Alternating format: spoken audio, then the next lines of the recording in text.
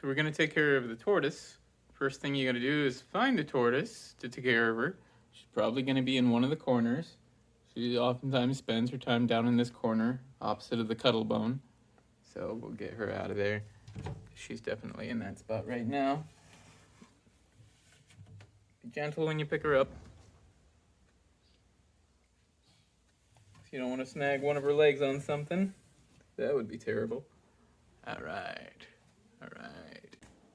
Just fill up this little tub with some RO water.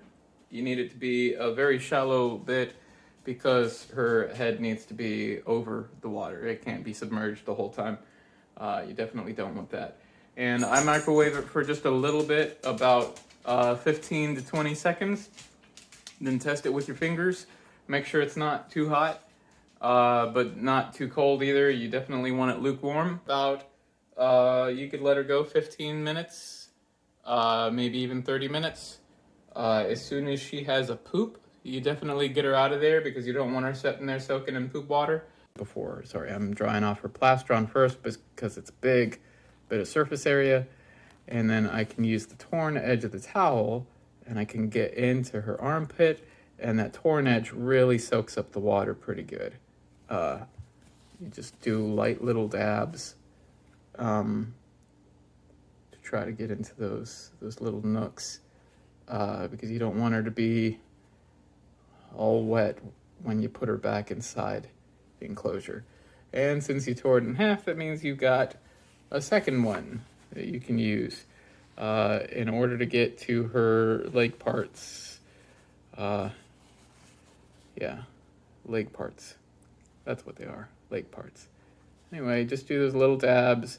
She might pull in her leg, and when she pulls in her leg, it might like kind of clamp down on the paper towel and make it really hard to get that back out. Don't force anything.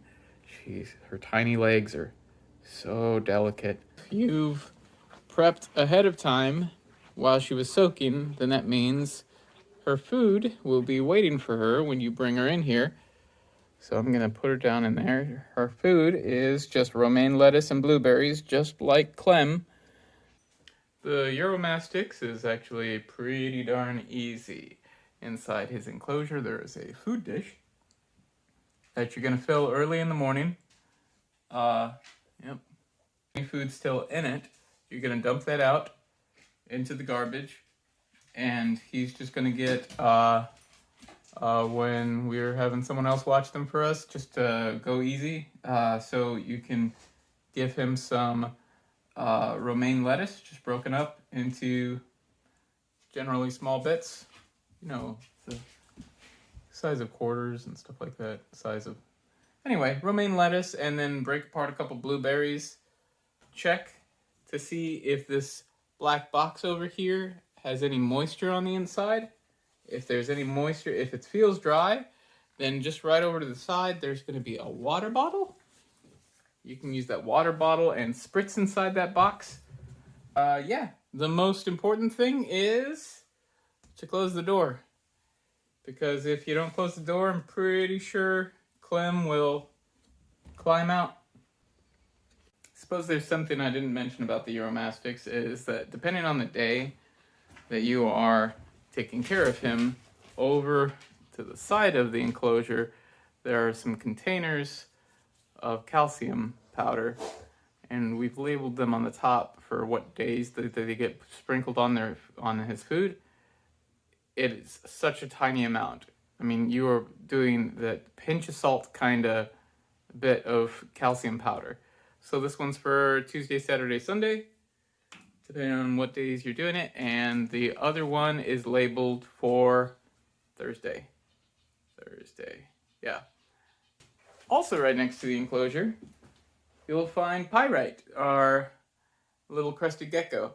There's a good chance you won't see him because he hides pretty well. But all you're going to do with this little guy is you're going to pop off the container. I'm going to be doing this with one hand. Be careful, the whole thing is so very light. You don't want to accidentally knock the whole container onto the floor. I took off the cover just so I could spray the inside. you're going to want it to dry off in the inside, because if it doesn't dry off, it's going to develop a bunch of mildew. There's a paper towel at the bottom. You can check and see if the paper towel is dry. Paper towel is dry, then that means, yeah, it's definitely time to spritz in there. So all you can do is, if you see the crested gecko, don't spray him directly, because that's probably not fun for him. But you just spritz the rest of the enclosure, spritz the walls, spritz the plants. If he's in amongst the plants, you're probably not really gonna get him. Normally he's in the back at the bottom, so you're fine. Sometimes he even goes into the towel folded up a little bit.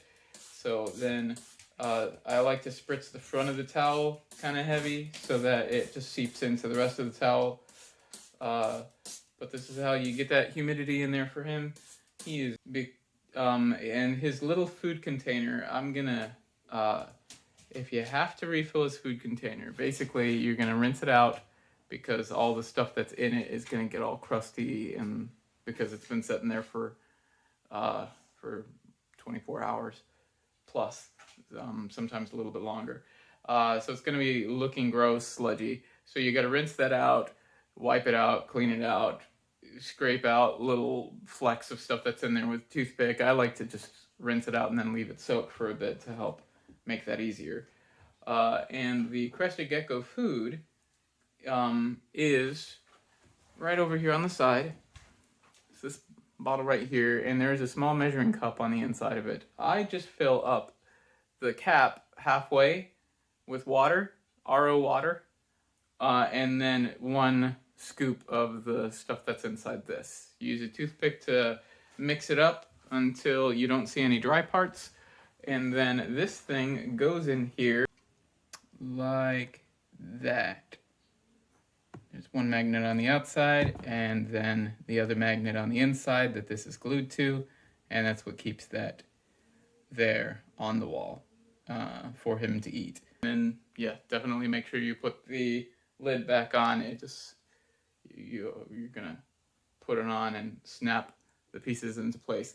I try to snap lightly, very carefully, so that it doesn't seem to him like a whole shockwave just shook his whole system. Yeah. When you're taking care of the tegus, I recommend making sure that the dogs are in the kennel, because that will make things a lot easier. You won't have to make sure dog's not near the opening when you open it up or anything. To open it up, there's a tiny screw right here, and you're going to unscrew that. You'll be able to pull it out after you unscrew it, and then you can slide either of the doors in one at a time. I normally slide in the left door to be able to give them their food. When you're giving them their food, you should be able to find up at the top of their enclosure either one of these silver trays with the big white tray. There's even a glass pie tray, pie plate as well. Any of those will work for holding their food. Their food will be in the fridge. It should be tegu balls, which are just ground turkey and with a variety of vegetables mixed in, not cooked. They will have probably come out of the freezer, so they need to be defrosted. You don't want to feed them frozen tegu balls, because that's just going to chill them to the bone. So make sure that the tegu balls are defrosted. You can't defrost them in the microwave, because that'll probably cook them slightly. So defrost them in the fridge about a day before you're going to feed them. But the highlight is the tegus eat every other day. They don't eat every single day. So on an off day, you pull out a thing of tegu balls out of the freezer, and on an on day, you feed them the tegu balls. It's pretty straightforward. On top of their enclosure, we have a humidifier with some duct tubing connected to it. There's a good chance it might be empty. You turned it off earlier because I'm going to refill it. I refill it with the RO water because recently they purged all of the fire hydrants, and then there's a little bit of extra chlorine smell in the water. So give them some pretty good humidity throughout the day. But also it's good to, over in front of Clem's enclosure on the floor is where we keep the big spray bottle the pump bottle. So you pump that up, and I spray around in their enclosure. Make sure you don't hit the light bulbs, because they'll probably not end well. Just aim low and not at the anything electrical in there. Uh, I like to aim for the corners. I even spritz the top of their uh, the trash can that they hang out in. I spritz the top of that a bit, uh, but I aim for the corners, the general center of the area, right underneath the light, because the light's gonna kind of evaporate that area quickest. So the pigeons. This is how you take care of the pigeons. So first, they might, if you leave the door open, they might fly out because they do like a little bit of exercise. You are not obligated to give them exercise, but this is their food dish. So they will sometimes poop in it. It looks like they haven't today, so I got lucky. Because if there's poop in it, you gotta clean it. If this is a little teeny tiny bit, that's not a big deal. But if it's like a fill one of these compartments with poop, which often it is, again, not today, I take the old stuff, dump it, and sometimes, oh look, there's a ton of poop in there, so that needs to be cleaned. So I'll take that out into the kitchen or in the utility sink, clean that out. Usually a paper towel, just wipe it all out and then just wash it out really well. I don't really wipe down any surfaces that they stand on, but the floor is what we want to concentrate on. So the other thing, sometimes they'll poop in their gravel. So if it's like little dried ones, like from the baby, that's no big deal. You can just kind of pick them out. Just make sure you wash your hands really well afterwards, just to make sure that all the grit is available to them and doesn't have poop on top. So that's easy today, but sometimes there's a lot of poop and that's not easy. The other thing you do, take the water out. As you can see, we got feathers and poop in the water. Gross. So I will pick the feathers out and then I will dump that into the utility sink and then wash it out really well. I don't use a lot of soap or with chemicals because it's their drinking water. So and just make sure, kind of scrub it out with a brush or your hand, whatever it takes to get all the poop out of it before you refill it. Then I take all of the paper out, just kind of roll it, and they kind of get in the way, but you gotta work around it a little bit. Move. Sometimes you just gotta pick them up and put them up here, out of the way. Wilhelmina won't let you pick her up. Oops, so I try to keep the seeds in there, but sometimes they spill. So I take that out. And now, got a bunch of feathers, a little bit of poop, and I sweep it all up. Just as much as I can possibly get. The dander, the feathers, and the seeds. So make that as clean as we can. Sometimes poop will get through the paper, and you want to wipe that up first with paper towels. Also, if there's anything gross and wet, there's a little Nature's Miracle thing right here, and that's got wet wipes in it, so you can use that to clean if there's anything especially gross. But if it's all dry, you pretty much just sweep it all up. All these big seeds that they don't seem to eat, and the feathers and the dust. Try to get as much of that bird dander out of there as possible. And the poops that happen to be around. Sometimes, like that, they will grace you with a giant poop while you're doing it. So, if that happens, lucky me. Just take some paper towels that are down here. Just clean that out. But you might need a lot of paper towels because these birds can poop. Ugh. Alright, so the most important thing, this is Scale-X Mite and Lice Spray for birds. So, very important that when you spray it, there's no food or water down where you're spraying. But you hold it about 12 inches from the floor, and I just do one in each corner. And then I do one in the middle and one in the front. So 6 sprays, and that, just in case they do have any mites or anything like that living in the cage, it gets rid of those. So little parasite control. And then I take newspaper or whatever I got. So this is kind of a big piece. I don't want it to be that big. Kind of get it to size. Stick it in here. They love fresh paper. So make that fit best I can. Now it's not quite wide enough, so from here I take some of extra paper and kind of make sure just the bottom is covered. Here's some, oops, not that one. Some newspaper just to cover all of the plastic part.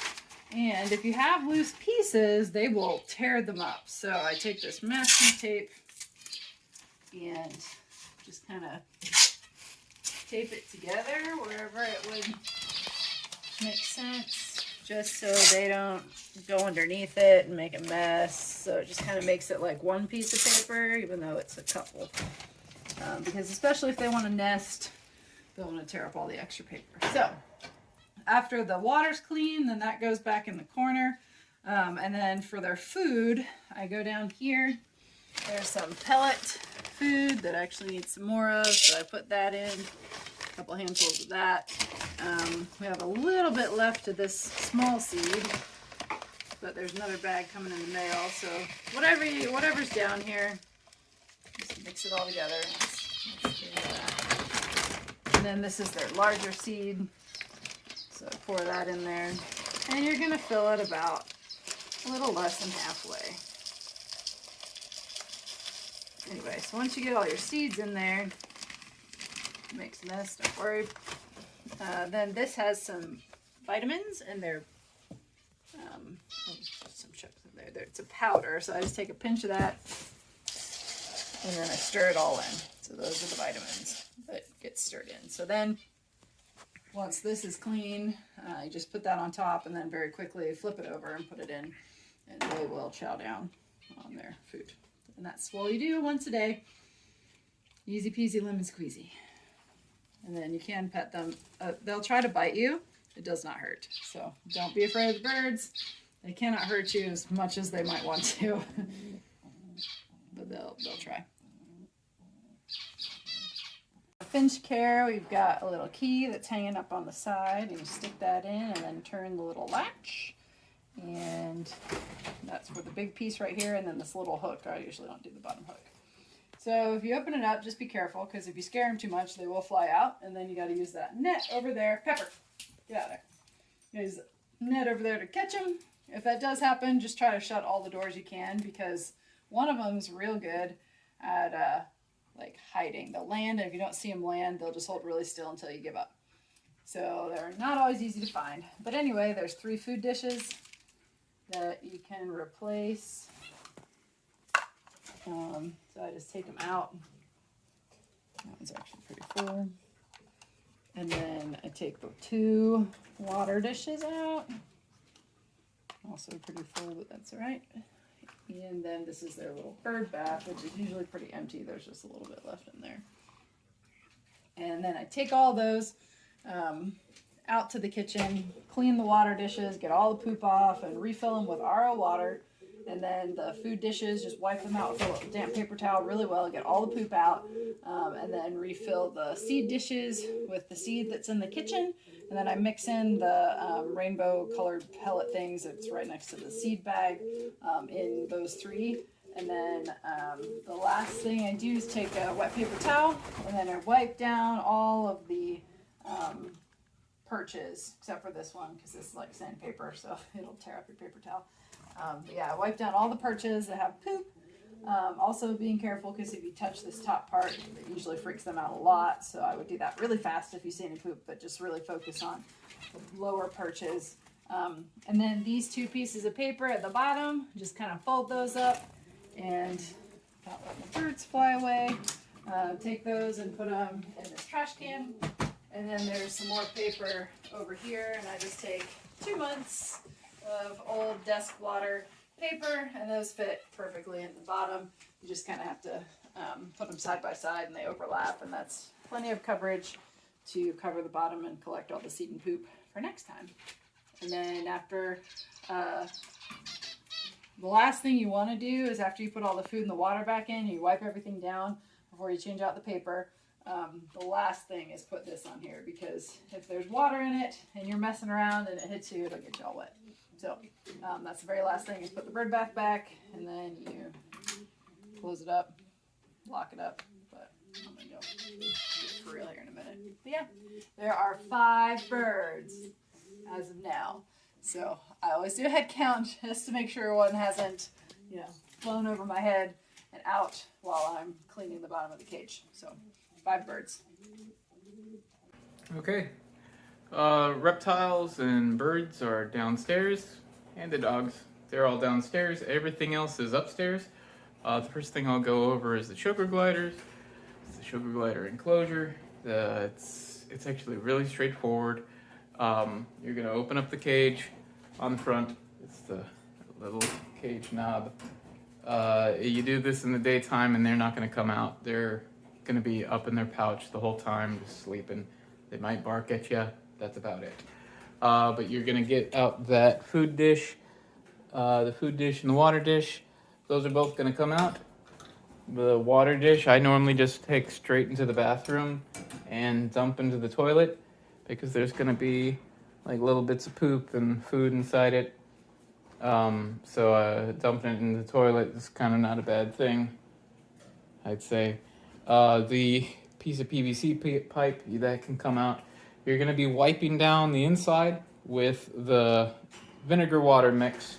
So it's just mostly water, about half of it or less will be vinegar, and we'll have, so after you make that up, we'll have towels up to here, like little washcloths. Use one of those, dip it in vinegar water, give the whole inside of the cage a pretty good wipe down. And then after you wipe it down, make sure you wipe down the PVC pipe thing, wipe down the wheel, just the outside, because they do every once in a while kind of pee and poop on the outside of that wheel. Wipe down the inside. You're going to want to also wipe down the outside of the enclosure. And then at the bottom of the enclosure, you make sure that that's closed back up. At the bottom of the enclosure, there's this catch tray that has it's either going to have a newspaper or a baby blanket on it, or just so all of that can go. Just carefully shake out the stuff into this garbage can, and yeah, shake it out into the garbage can, and then use the same vinegar water solution to wipe down the tray, the metal tray that holds the towel. Put the towel to the side. It's going to go into the wash after you shake it outside. We normally shake them outside to try to get all the excess little bits off. Next to the washcloths is where you'll find the other towels, the hand towels and the baby blankets that we put on there to replace that. If there are none up there, then just down below, there's a box right here full of newspapers from Grandpa. So just choose some newspaper, just a piece of newspaper page, and fold it up and put it on there, and it's good to go. Sugar gliders don't eat until night. At about 8 o'clock at night, that's when you're going to feed them. And okay, taking care of the hedgehog. Also pretty straightforward and easy. The top of his enclosure, the stuff just comes out of it. The hedgehog is normally going to be inside a little hidey hole underneath the ramp. But you'll take out his food dish and shake the poop and leftover crumbs into the garbage can. His water dish, if there's any water left in it, I dump that into the toilet, and then you're gonna go give a pretty good rinse / wash of the water dish. To refill his water, there's a water jug right over here on the side that we filled with RO water, so that's what you can refill his water with. But you'll be doing that after all the other stuff has been taken care of. His wheel comes out of the wheel. Take it out while you're cleaning everything else out. But first, the hedgehog is going to need to come out. And I like to do this, you can grab the pouch that he's in and use it pretty much as a carrier. It's normally setting in a way so you can just take out the ramp that gives you access to the pouch below, but the pouch is normally setting in a way that you can pick him up in it, and he'll just stay right there in that pouch the whole time. And you come right over to the side and you can set him inside this big Rubbermaid bin, right in there, pretty gently, and he'll just sit there. He might come out of the pouch and start wandering around in that container and leave poops all over the place inside that container, but then again, he might not. He might just stay in there. So everything else will come out. The wheel, you have to kind of pivot to get out the top. Even if you got it out through the front, you've got to kind of pivot it because the wheel is very large and the base wants to catch on the walls. But you can get it out. It's doable. This little hide can come out that's on the top shelf. Right now there's newspaper on the top shelf in here. And as you can probably see, there's poop all over that. So that's going to come out, go into the garbage. It's either going to be newspaper or a blanket on the bottom of his enclosure. If it's a blanket, shake it out and set the blanket aside so it can be washed. There's a log down here, a half log, that comes out as well. And then the inside of there is going to need to be swept out. We've got the little broom and dustpan hanging on the wall. We've got two of them, a big one and a little one. The little one pretty much fits everywhere. The big one doesn't fit everywhere, so use that little one to sweep out the little bits of poop and quills that are inside there, and then use the vinegar water to wipe out the inside. Give it just a little bit of time to dry before you put more newspaper in there, and just lay down a few pieces of newspaper on the bottom. And then fold. You have to fold a piece of paper on the top. You have to fold it down so that it'll actually fit on that top shelf. I recommend also wiping down the ramp because there's going to be little bits of poop on that. And then you'll have to take his food dish into the bathroom, and after you've dumped out the little bits that are in it, you'll find paper towels in there. I wet it, I wipe it out really good to get all that remnants, all the little bits out of there. And you'll be refilling his food with the stuff that's in the drawer down here. It's we'll put a piece of masking tape on here. Yeah, I recommend that while you do this, you either leave Ruffles in his enclosure, the skunk in his enclosure, so that he doesn't just get into everything you're trying to do, or find ways to distract him, because as soon as you open this drawer, he's going to climb into it, and he's going to try to tear through those bags of food. So there are 3 bags of food in there.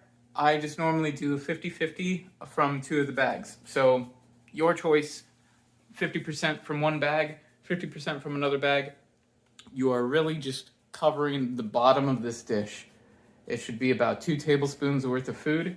That's all he needs. So there we have 50% of one food, 50% of the other food, just about 2 tablespoons. And then on the back of his enclosure, we keep this bottle of this Elimina pet odor remover stuff. You just need 3 spritzes. And then the same thing at night when you feed the sugar gliders, you're going to put 3 spritzes of Elimina on their food as well. It helps reduce the amount of odor that their fecal matter and urine has. So yeah, and that's good to go. Taking care of the rabbits is pretty straightforward. Their enclosure is down next to the hedgehog on the ground. The main thing is their litter box, and it's probably what you're going to smell when you first come into the room. Anyway, so you dump out the bedding and the poop that's in there. I like to use a little bit of the vinegar water, and I just squeeze it out of the rag to get some water inside that and kind of slosh it around, and then pour that into the toilet. I don't flush the toilet immediately as I'm doing a lot of this stuff. I wait until the end and I flush the toilet, because you're gonna put like the sugar glider water in the toilet, you're gonna put the hedgehog water in the toilet, and then after you slosh water around inside that. You'll put that water in the toilet. And then after you pour the water out of that, then you can use the vinegar rag. I'm sorry, you use the rag, the towel with the vinegar water, and wipe that out and give it a little bit of time to air dry. If you're in a rush, you could just use a paper towel and dry it. And then, so you're gonna refill it with more bedding, and then you'll put hay in there. And both the bedding and the hay are inside those two black Rubbermaid bins. The top one is the bedding because that's the lighter container normally, and the bottom one is the hay. So you'll just put hay in there. But anyway, when you take out the litter box, you're gonna be you can just set it to the side and then use the little broom and dustpan and sweep out. Take out the log, take out the brick, and then sweep out all of the extra stuff that's floating around inside the enclosure. Put that inside the litter box, dump that, and then go through the process of washing the litter box. And of course, over to the side is where the water bottle is for the rabbits. If that's empty, make sure you fill it up. And that's about it for the rabbits. Yeah. All right, next would be the guinea pigs. The skunk needs to be up while you're dealing with the guinea pigs. Guinea pigs and the skinny pigs. There are these little sliding lock things that are keeping this door locked. So you can undo that, hang it down below, and then when you pull it back, the string at the top is going to help keep the door suspended so that it doesn't slam. Anyway, the guinea pigs are really very similar to the rabbits. There's at least for the guinea pigs, not the skinny pigs. The guinea pigs, there is the big litter box for them.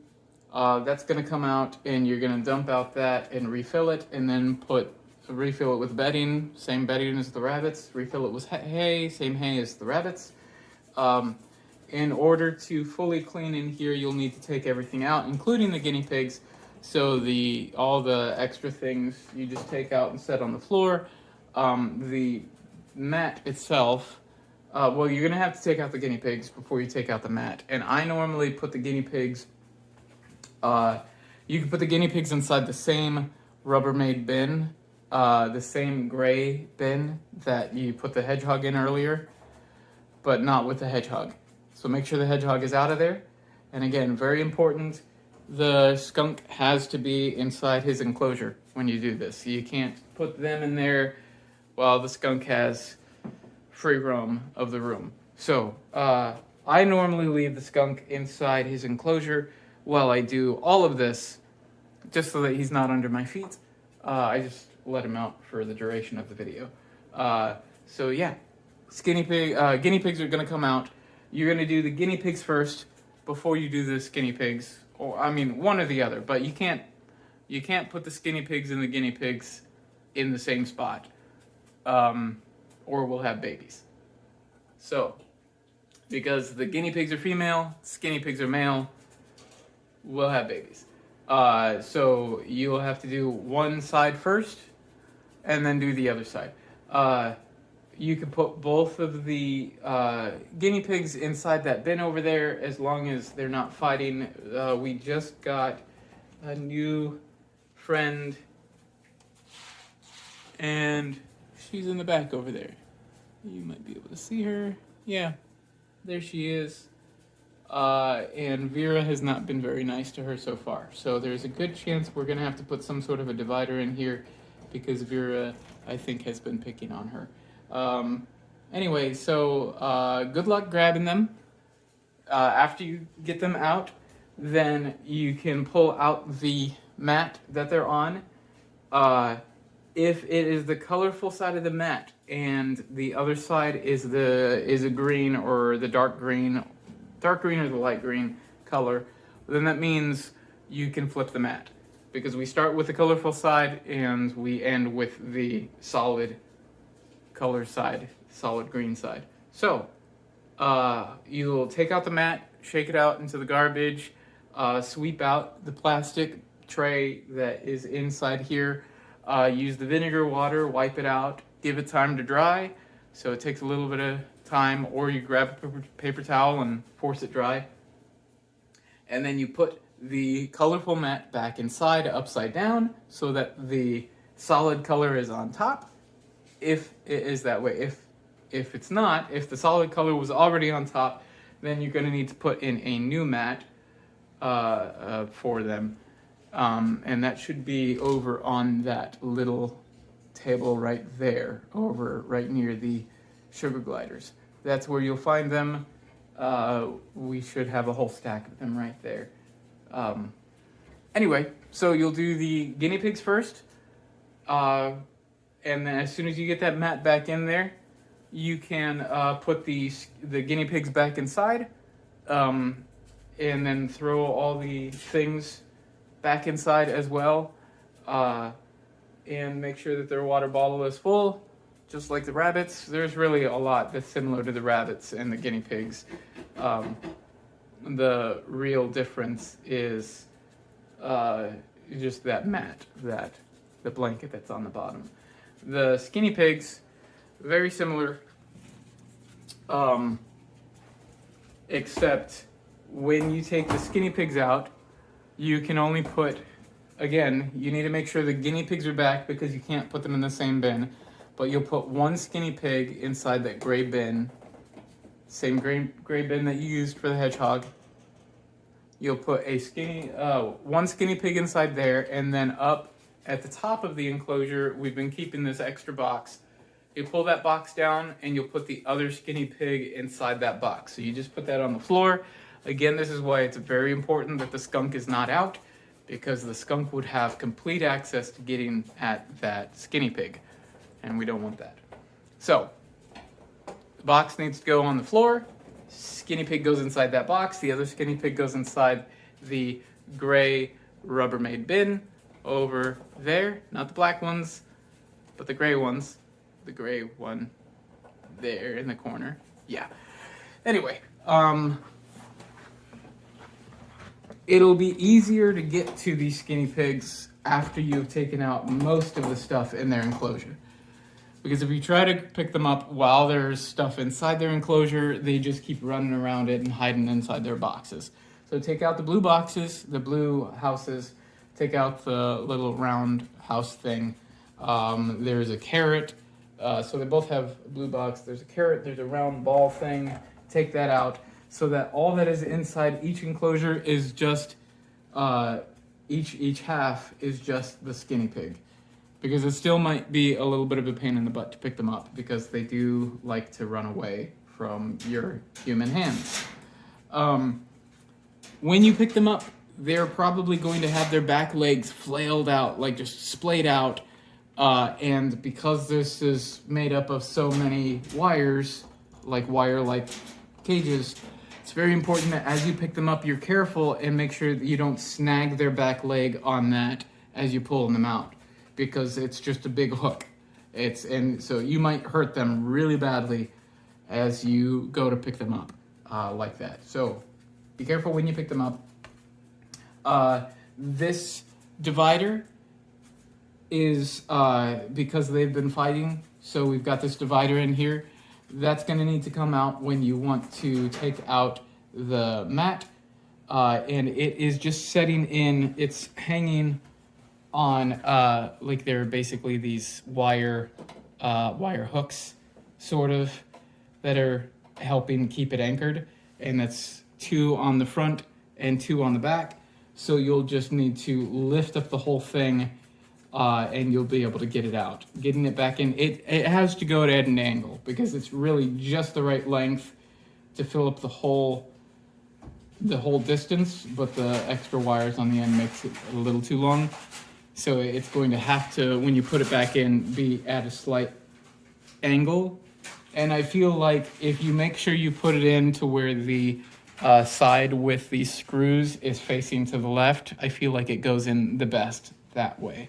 If you reverse it around, I feel like for some reason it's a little bit harder to get it in. But basically, you'll take everything out, except for the divider. It gives you easier access to get to the skinny pigs. Each guinea pig goes into their own box while you're cleaning this. You dump out all of their poop, which there's going to be a whole lot of it because they just would refuse to use a litter box, and that's why there's no litter box in either side of their container now. It was just basically a big waste of bedding. So you'll throw away all that poop. If the same thing with the mat. If it's the colorful side up, the printed side that has designs, if that side is up, then you can flip it over and use the other side after you sweep out and wipe down with vinegar water the inside of the plastic tray. So all that can be swapped out. Their hay goes not inside the litter box, but inside these little containers on the side. So, but there's a good chance that there's going to be poop inside those because somehow they managed to get poop into those little trays. It's amazing. I don't know what these guys are doing when I'm not looking at them, but they managed to do it. So those will get refilled. Make sure that the water bottles are full, and I put in that divider before you put them back in. It will be a lot easier. And now the last guy to go through is the skunk. So for the skunk, his enclosure has got the little locks on the side. If he's out and about, I do recommend that you lock this up. Although he's going to regularly come over to it and he'll like run inside, checking to see if you put anything exciting in here for him.